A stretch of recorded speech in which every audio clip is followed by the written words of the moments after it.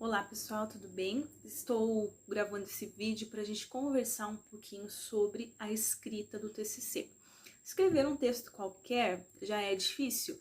Parece que quando a gente pensa sobre o assunto, as ideias estão todas na cabeça. Quando a gente senta na frente do computador para escrever, parece que dá um branco, as ideias somem e a gente não consegue escrever, não consegue produzir. E aí se torna muito mais difícil quando a gente precisa escrever um texto com outras pessoas, que é o caso do TCC, que ele é feito em grupo.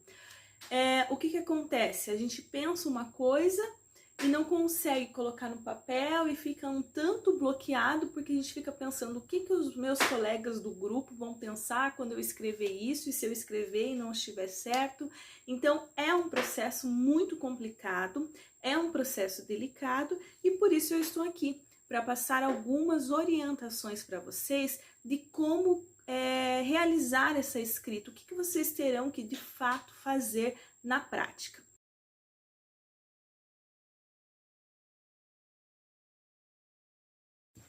Então, a primeira coisa, quando a gente tem um trabalho acadêmico para fazer, como que a gente se organiza no grupo?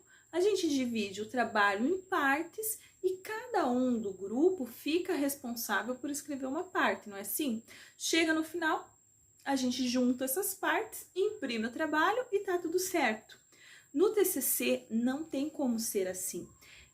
Eu gosto de dizer que a escrita ela é coletiva. Por que é uma escrita coletiva? É porque todos fazem parte dessa escrita, ok? É óbvio que tem uma parte que a Lidiane vai escrever, tem uma parte que o José vai escrever, outra parte que o João vai escrever, né? Mas a parte que a Lidiane escrever vai ser revisada, vai ser avaliada, vai ser complementada com aquilo que o João e o José pensam, ok? Então é nesse sentido que a escrita ela precisa ser coletiva. E como se dá isso na prática?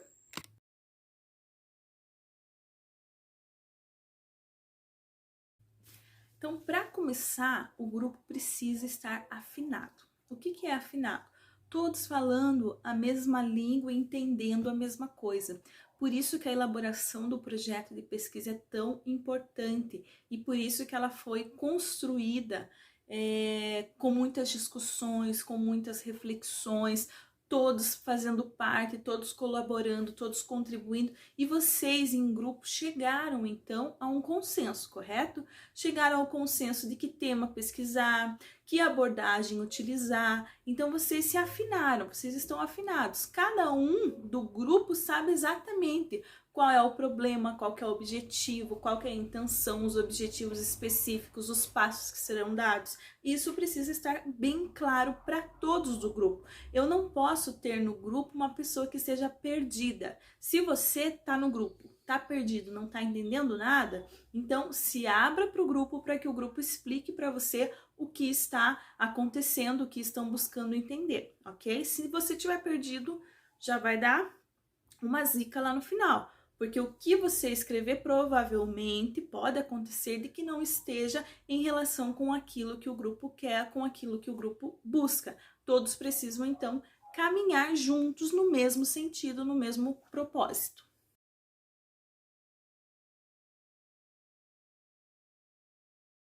Segundo ponto é que a gente vai ter que dividir, né? Embora eu tenha acabado de dizer que não dá para dividir, teremos que dividir para que as coisas fluam, né? Por exemplo, eu vou pesquisar lá a metodologia, vamos escrever sobre a abordagem metodológica, abordagem qualitativa.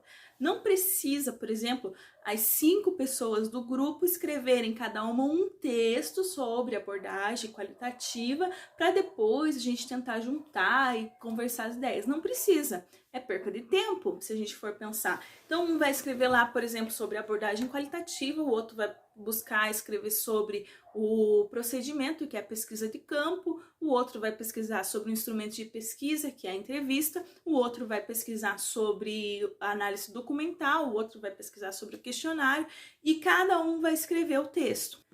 E aí, o que acontece? Vocês vão juntar esse texto, né? Então vamos começar lá pela abordagem e tal. O que precisa ser feito? Não dá para pegar e colocar isso no trabalho, juntar, ó, aqui fala sobre isso, isso fala sobre isso, isso fala sobre isso e pronto, fechou. Não dá para fazer assim, por quê?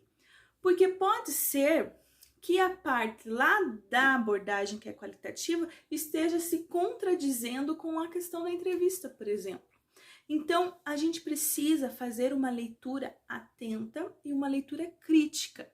Então, quando o João do meu grupo escreveu um texto, eu preciso ler o texto do João, preciso fazer uma análise crítica sobre o que ele escreveu.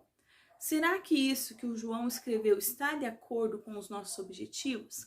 Esse autor que o João utilizou está relacionado, ele está de acordo com o que o grupo está pensando? Porque o que acontece muitas vezes? Usar um autor que tem que citar, né? Então, às vezes a gente fica na pressão que a gente precisa fazer uma citação, a gente precisa fazer uma fundamentação teórica, aí a gente acha uma frase linda, maravilhosa, coloca no texto, e aí, o que acontece? Eu vou ler lá, o que o cara tá dizendo não condiz com o que eu pesquiso. Ou ele fala algo que é muito bonito, mas que contradiz aquilo que eu estou fazendo na prática. Um exemplo, eu li essa semana um trabalho que vai utilizar a entrevista como um instrumento de coleta de dados. E nesse trabalho em específico, a entrevista é fundamental. Se não tiver entrevista, não tem pesquisa, falando desse caso, desse grupo, ok?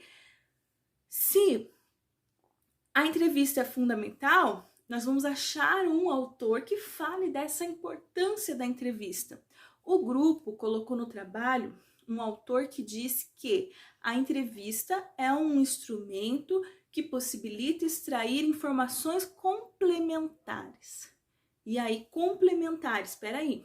Como assim informações complementares se a base do meu trabalho é a entrevista e é ela que eu vou encontrar todas as informações que eu preciso? Então, infelizmente, esse autor que diz que a entrevista serve para extrair informações complementares não me serve, porque as informações que eu vou extrair da entrevista não são complementares, são fundamentais. Então vejam que uma palavra que a gente coloca, um autor que a gente usa e que não compreende bem o que ele está dizendo, ele pode contradizer tudo aquilo que eu disse.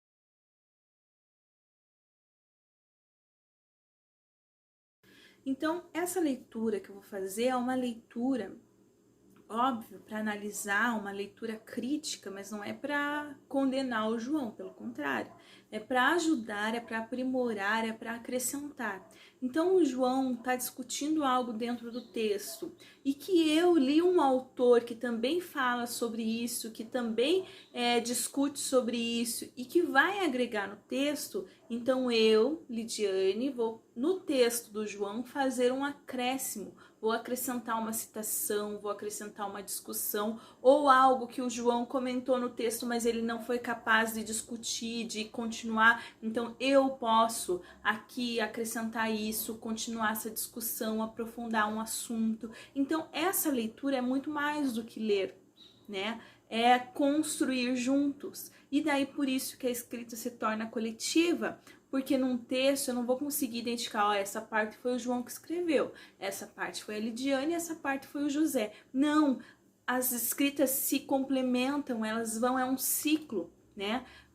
Feito isso, por exemplo, o João escreveu, eu li, complementei, acrescentei, por fim o José vai ler. E o José vai fazer uma outra leitura, uma outra complementação, ou às vezes o José vai ler e vai falar, ó, isso aqui não teve relação, isso aqui ficou muito vago, isso aqui ficou, acho que é melhor tirar, acho que é melhor fazer assim, é melhor fazer assado. O José também vai participar dessa construção.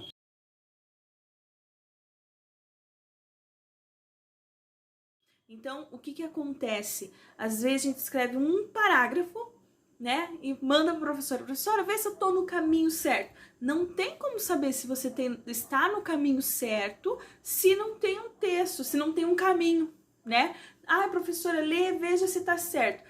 Eu posso até ler, mas fora aquele texto, fora de um contexto, não tem sentido, não tem significado. Então é muito importante, antes de mandar o texto para que a orientadora faça a leitura, o teu grupo lê, o teu grupo analisa, o teu grupo critica, precisa fazer uma leitura muito atenta.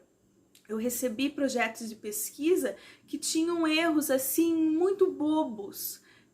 Por exemplo, erros matemáticos, né? Tava dizendo que eram tantos entrevistados e na verdade não eram tantos entrevistados, se era tantos por estabelecimento, a conta matemática dá outro resultado. E chegou esse trabalho com esse erro bobo para mim. O que eu analiso que aconteceu? Ninguém leu o trabalho. A pessoa que escreveu ali, copiou, colou, enfim, e ficou daquele jeito. E não teve ninguém do grupo capaz de ler e capaz de dizer, ó, essa parte aqui tá errado, essa parte não condiz com o que nós vamos fazer. Então, gente, é muito importante que vocês leiam. O primeiro crivo de vocês são vocês mesmos. Tá? Então leiam, juntem as partes que forem para juntar e aí todo mundo faz a leitura, todo mundo complementa, todo mundo critica.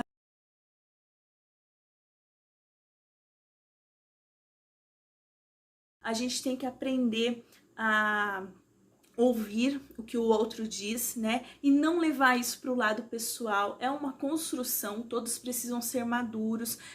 A gente precisa entender que todos estão num processo de conhecimento. Então, é um processo de construção, todos estão construindo, todos estão crescendo juntos. Então, tem que ter esse respeito, esse saber ouvir e saber que aquilo que o colega fala, ó, tá errado, não tá muito legal, não é pessoal, não é para você, é pro texto, tá? E que isso precisa ser construído juntos, ok? Chegamos ao fim, então, muito obrigada você que conseguiu assistir esse vídeo, que conseguiu chegar até o final me ouvindo, né? Muito obrigada. Se ficaram dúvidas aí, vocês têm o meu contato, vocês podem entrar em contato, podem perguntar, cutuquem o grupo de vocês para que todos assistam esse vídeo. Por quê? Porque todos precisam estar inteirados. Um beijo grande, fiquem em casa e previnam que logo esse vírus vai embora e a gente tá de novo presencialmente. Beijão!